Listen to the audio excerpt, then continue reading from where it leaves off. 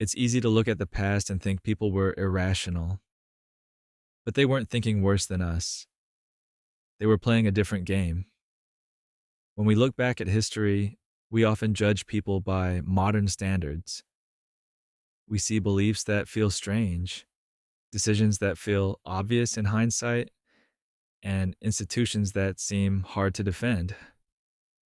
And the quiet assumption underneath all of it is this: they just didn't think as clearly as we do, but that assumption is wrong.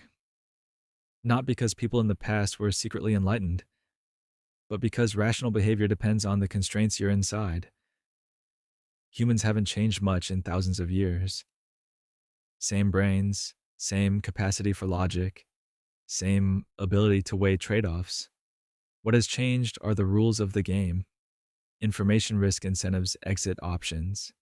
And once you see that, a lot of irrational history starts to make sense.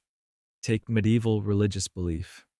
From a modern perspective, it's easy to frame medieval Europeans as deeply superstitious, even naive.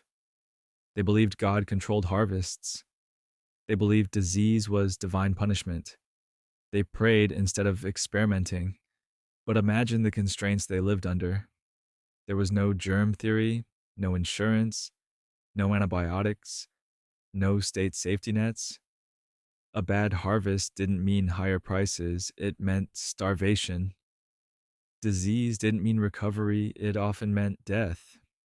In a world where outcomes were unpredictable and uncontrollable, belief wasn't ignorance, it was risk management. Religion offered explanations when none were available. It offered structure when life was chaotic. It offered hope when control was limited. Under those conditions, belief wasn't irrational, it was adaptive.